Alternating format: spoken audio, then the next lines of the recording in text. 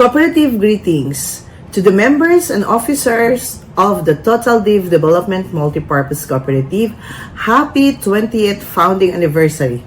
It is an honor to be part of your momentous occasion, as I know 20 years is already a huge milestone.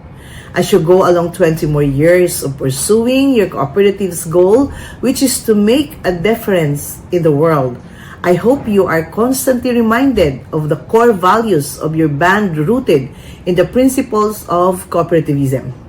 You must keep those principles in mind and your heart, and I assure you, your cooperative will continue to flourish and grow more, touching more lives, and making much more impact in the communities you serve.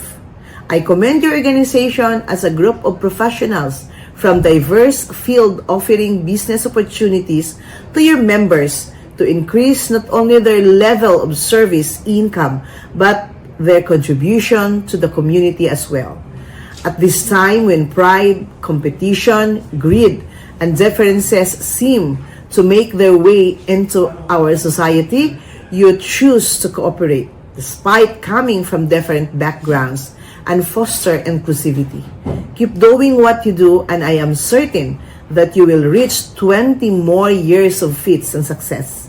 As a representative in the authority, I am more than pleased to be of help when you need me, but I am also here to remind you of the importance of doing part in ensuring the cooperative's regulatory compliance to show that you are responsible, reliable, disciplined, and are good members of the cooperative movement. Again, congratulations, and I wish nothing but the very best of your cooperative. Best of luck and God bless your endeavors.